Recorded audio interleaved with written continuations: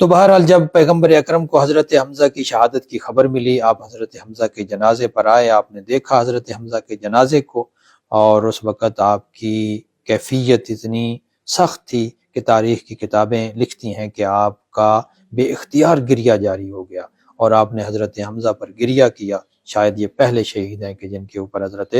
پیغمبر نے اس طریقے سے گریہ کیا تھا۔ تو اس وقت جب شہیدوں کو، شہداء کے جنازے اٹھائے جا رہے تھے، تو پیغمبر اکرم نے کہا کہ حمزہ کا بھی جنازہ اٹھایا جائے۔ یہ ایک مرتبہ اطلاع ملی کہ حمزہ کی بہن صفیہ بنت عبد المطلب، جو جناب زبیر کی والدہ بھی تھیں، رسول اللہ کی پھوپھی تھیں، حضرت علی کی پھوپھی تھیں، وہ میدان احد میں آ گئی ہیں۔ پیغمبر کو خبر ملی تو آپ نے جناب علی اور زبیر سے کہا کہ جا کر ان کو روکیں اور صبر کریں، کیونکہ اگر انہوں نے حمزہ کے اس طرح جسم کو دیکھ لیا جن کا مسئلہ کیا جا چکا ہے، تو مبادا وہ بے ہوش ہو جائیں یا ان کی روح ہی جسم سے پرواز کر جائے۔ تو اس وقت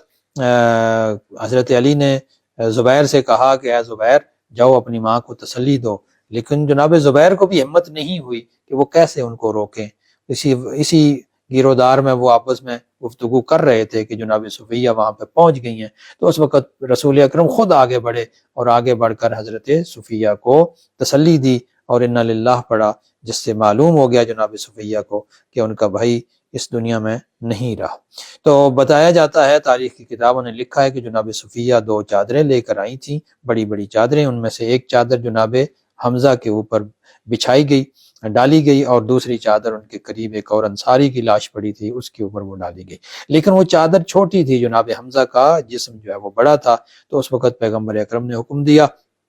کہ یہاں قریب جو گھاس پھوس ہے، ہرمل بتایا جاتا ہے، ہرمل کی گھاس تھی وہاں پہ زیادہ، تو وہ کاٹ کر جناب حمزہ کے پاؤں کے اوپر ڈالی گئی تاکہ ان کا سارا جسم ڈھکا جا سکے۔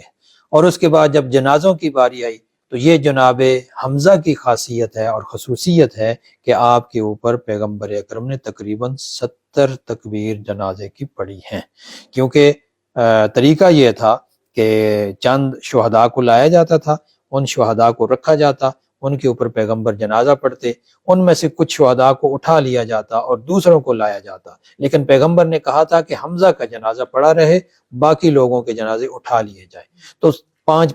10 یا 9 افراد کے جنازے لائے جاتے تھے، پیغمبر تکبیریں پڑھتے جاتے تھے، تو اس طرح جناب حمزہ کا جنازہ آخر تک پڑھا رہا، تقریباً 70 تکبیریں آپ کے اوپر پیغمبر اکرم نے پڑھی تھی۔